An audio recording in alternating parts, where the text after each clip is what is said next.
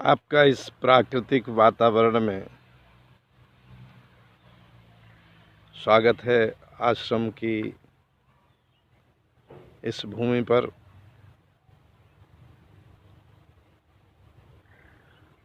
सामाजिक प्राणी जब निराश होने लगता है, उसके अंदर निराशा जागृत होने लगती है,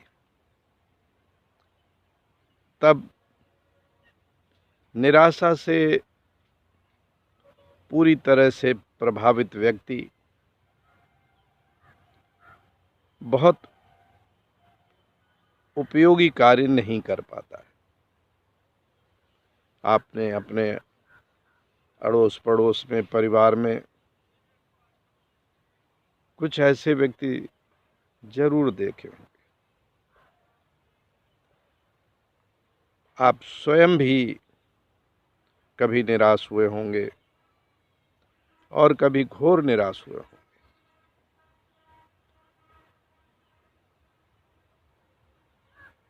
आशा और निराशा दो पहलू हैं। आशा का जो विपरीत पहलू है निराशा, उससे बहुत ही सावधान रहने की आवश्यकता होती है हर व्यक्ति को। आपके असफलता के आने से कुछ शारीरिक बीमारियों के कारण, कुछ मनवांछित चीज़ें न होने के कारण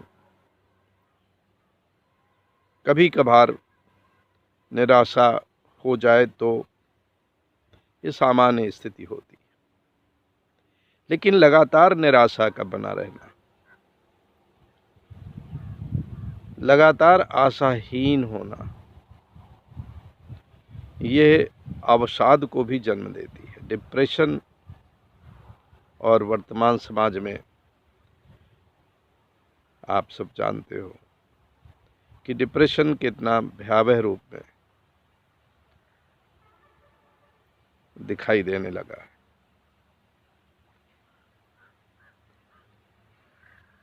आप रोजमर्रा के कामों को करते समय उदासी के भाव में कभी न कभी जाते होंगे, मगर वो क्षणिक ही रहे तो ठीक। और जैसे ही कोई उदासी महसूस हो तो उसको दूर करने के लिए आपको अपने उपाय करने चाहिए। खालीपन का एहसास हो और ऐसा महसूस आप करने लग जाएं कि आप जो करेंगे वो ठीक नहीं होगा, और इस तरह से जब लगातार उदासी का भाव हो, निराशा का भाव हो, तो एक परिवर्तन और आता है कि आप या तो अधिक खाना खाने लगते हैं या खाना छोड़ देते हैं। थकावट का एहसास होने लगता है, बुझा बुझा सा मन रहता है, बेचैनी रहती है।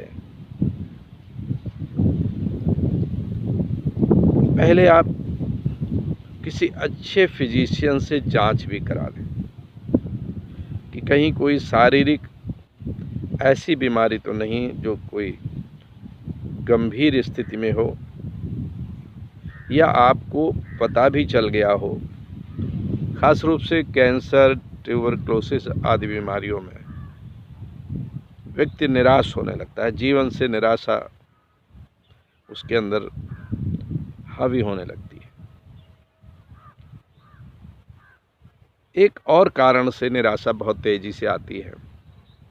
अगर बहुत समय तक लगातार अधिक मात्रा में आपने या जिसने भी शराब का सेवन किया है, अल्कोहल का सेवन किया है, तो उसका मस्तिष्क में जो प्रभाव पड़ता है वो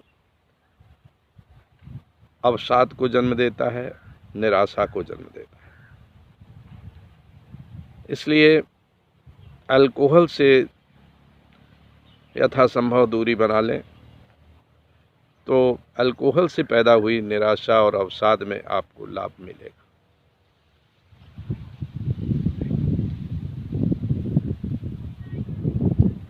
फिजिशियन के साथ साथ अगर आपको डिप्रेशन इस तरह से हो कि नींद की कमी हो गई हो, या लगातार आप बिस्तर में पड़े रहते हो, भले ही नींद ना आती हो, तो मनोवैज्ञानिक चिकित्सक से मिलना भी बहुत ज़रूरी है।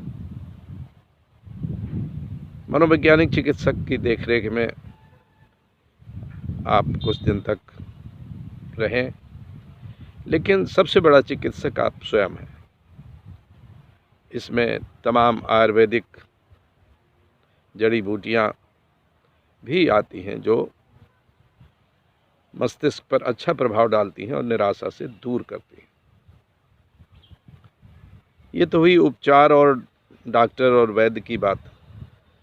आप स्वयं क्या करें निराशा से लड़ाई में, अवसाद से लड़ाई में? आप क्या करें? तो आपको सबसे पहले सोशल होना होगा। ये जो इंट्रोवर्ट लोग होते हैं, अकेले में रहने के आदी हो जाते हैं, उनको अधिक अवसाद और निराशा की समस्या होती है। तो आप हमेशा जब भी समय मिले अपने से मिलते जुलते विचारों वाले व्यक्तियों के पास बैठें, अपने परिवार वालों के पास बैठें, अपने मित्रों के पास बैठें और भांति भांति की बातें करें। निराशा से लड़ने में सबसे बहुत उपयोगी हथियार सोशल होना है, सामाजिक होना है। सामाजिक व्यक्ति बहुत कम निराशा की बीमारी में आते हैं, अवसाद भी उनको बहुत कम देखा गया है। दूसरा एक और महत्वपूर्ण उपाय है और वो है मनोरंजन। आप मनोरंजन घर में भी करें, साथियों के साथ पिकनिक मनाएं, परिवार के साथ पिकनिक मनाने जाएं, घूमने जाएं। जितना भी मनोरंजन करते हैं उससे मस्तिष्क को बहुत ही आराम मिलती है, शरीर को आराम मिलती है और मन स्थिति आपकी ठीक होती है। तो एक तो सामाजिक होना, दूसरा मनोरंजन, और एक हथियार इस लड़ाई में आपके साथ और है, वो है सत्संग। यथासंभव अपने आसपास आश्रमों में या अन्य पार्क इत्यादि जहाँ पर लोग इकट्ठा होते हैं और सत्संग करते हैं, वहाँ जाएं और सत्संग में भाग लें। कई बहुत अच्छे आपको आचार्य मिल जाएंगे, गुरु मिल जाएंगे, जो आपके जीवन में एक क्रांति पैदा कर दें। आपकी निराशा, आपका अवसाद एकदम रफू चक्कर हो जाएगा, कहाँ चला गया आपको पता नहीं चलेगा। आपका आत्मविश्वास फिर पैदा होगा, रुचियों में तेजी आएगी और इसमें एक जो खतरनाक स्थिति आ जाती है आत्महत्या करने की प्रवृत्ति, वो भी गायब हो जाएगी। हम चाहते हैं कि जितना भी एक दूसरे को और ख़ास रूप से निराश व्यक्तियों को, अवसादग्रस्त व्यक्तियों को सहयोग कर सकें वो करें।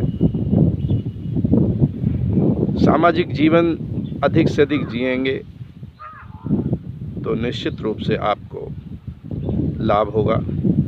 और मेरी बात, जो लोग ऐसे लोग हैं जो सुन रहे हैं, जो स्वयं बहुत उत्साही हैं और उन्हें कभी निराशा, अवसाद पास नहीं आता है, उनको कभी निराश होने की स्थिति नहीं आती है,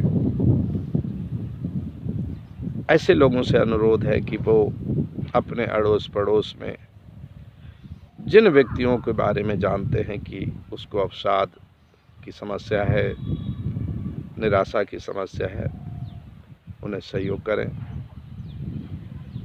ऐसे जो भी व्यक्ति निराशा और अवसाद से पीड़ित हों, वो बौद्धिक आश्रम में आ सकते हैं या दूरभाष पर बात करके अपनी समस्याओं का निराकरण कर सकते हैं। मेरी शुभकामना है कि आपको निराशा से दूर भगाने में जो सहयोग हम सब मिल कर के दे सकते हैं, उसमें आप सफल हों और आपका आत्मविश्वास बढ़े, आप पुनः उत्साह से काम करने में लग जाएं और जीवन को अपने सफल बनाएं। पुनः शुभकामना एवं